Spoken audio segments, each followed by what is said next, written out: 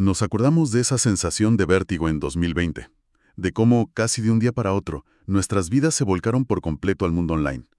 El trabajo, el cole de los niños, la consulta del médico incluso, no sé, el café con los amigos, todo pasó a ser a través de una pantalla. Fue, vamos, un experimento social masivo, global y totalmente improvisado. La tecnología digital dejó de ser una herramienta más para convertirse en, literalmente, la infraestructura que sostenía la sociedad. Hoy vamos a analizar en profundidad qué pasó realmente.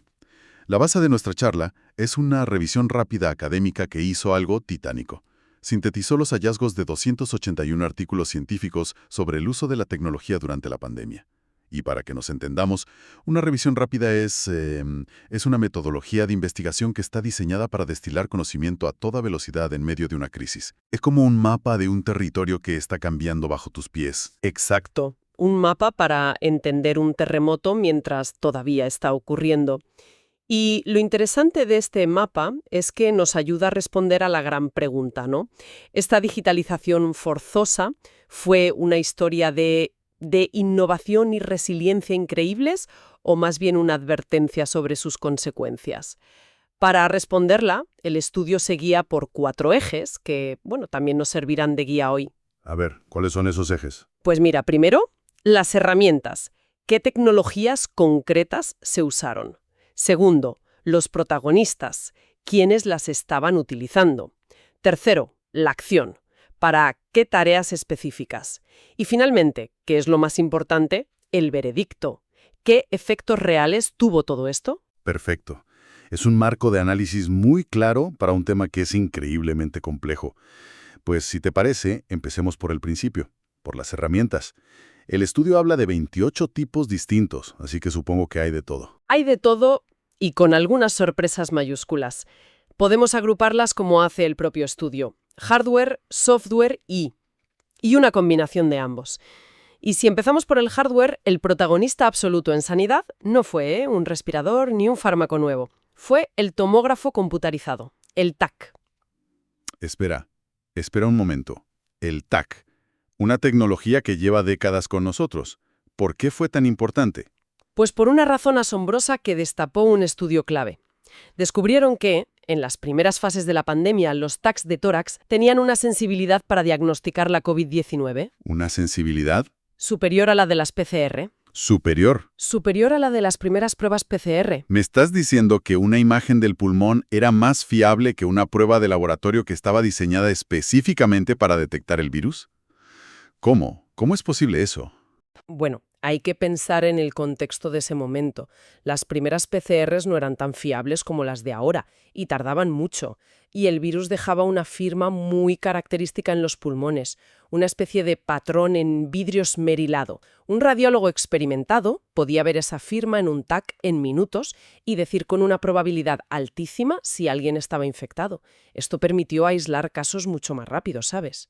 Es que es un dato absolutamente contraintuitivo y fascinante. La vieja guardia de la imagen médica superando a la biología molecular de vanguardia. ¿Y más allá de los TACs? Pues el estudio menciona otras cosas que ya suenan más a ciencia ficción. Robots para monitorizar pacientes a distancia, drones para entregar material, vehículos automatizados. Pero vamos, seamos realistas, para la inmensa mayoría de la población el hardware clave fue el que teníamos en el bolsillo o en el escritorio. Al mundo. Y ahí es donde entra el software a lo grande, claro. La ventana necesitaba un programa para poder mirar a través, sí. Precisamente.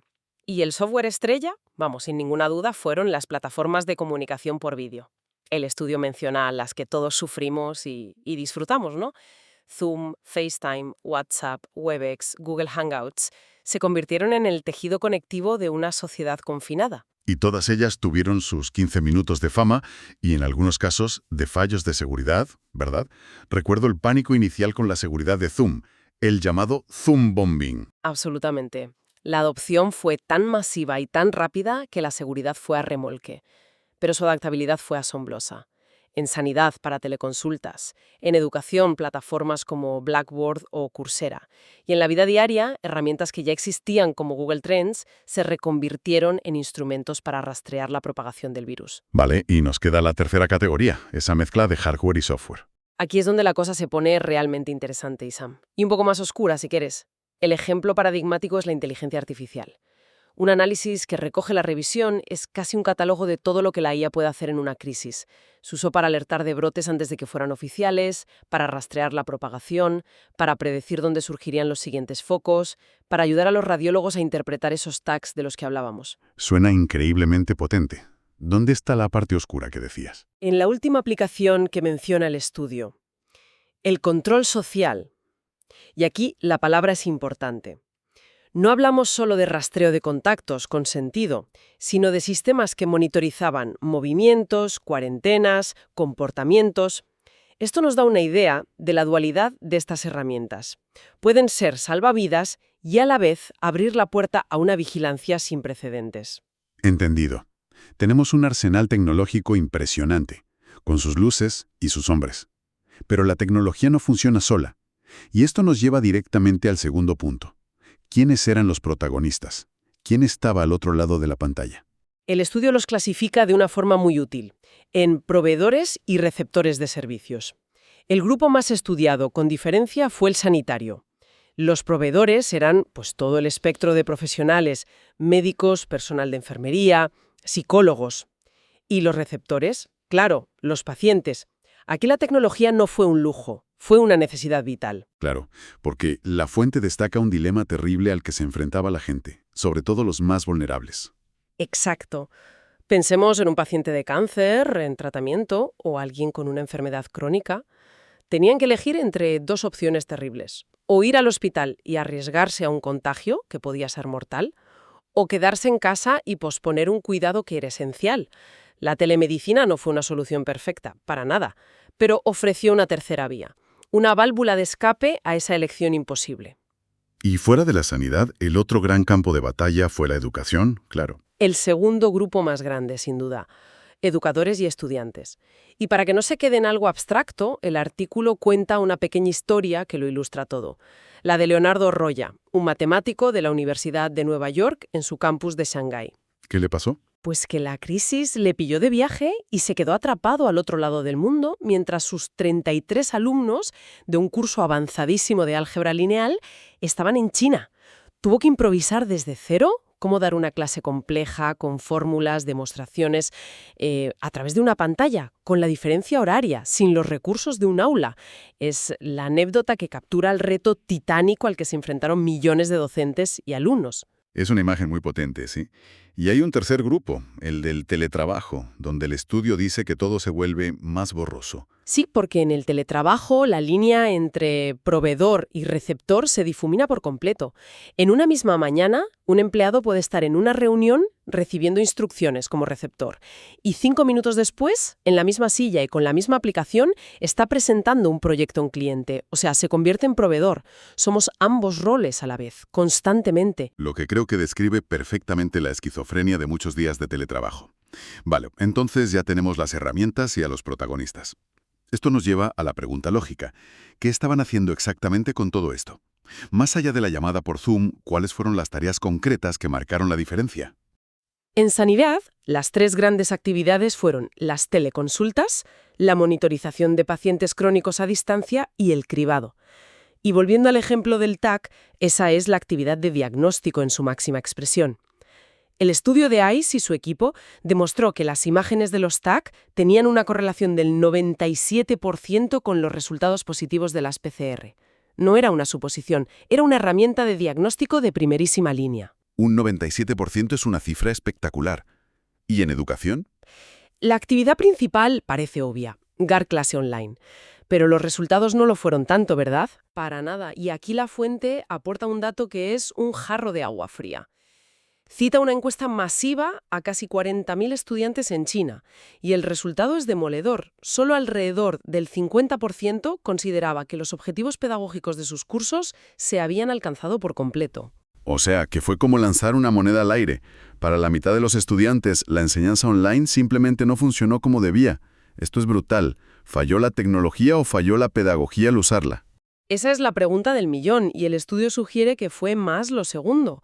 No se trata solo de poner una cámara en un aula, ¿sabes? Requiere un rediseño completo de cómo se enseña y cómo se evalúa.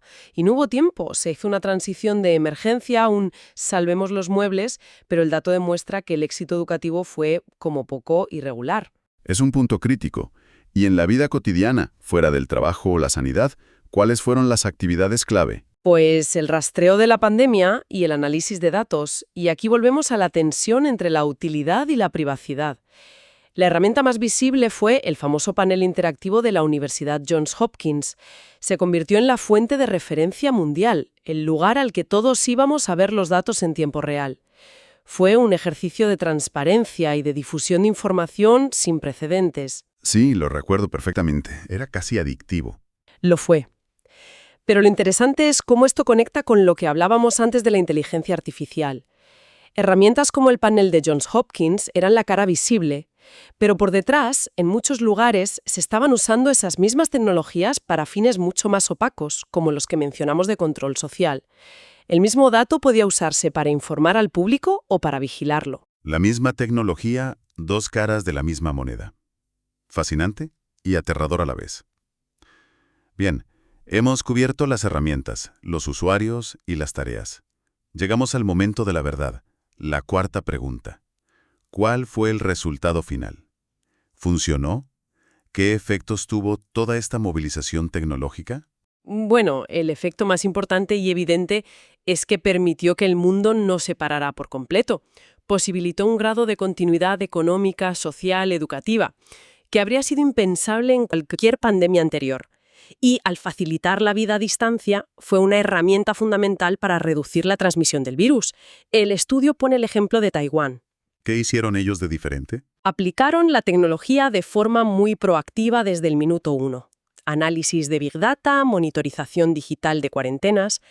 La propia fuente compara esta respuesta con la que tuvo el mismo país en 2003 durante el brote de SARS, que fue mucho menos tecnológica. Las diferencias en la contención del virus fueron abismales.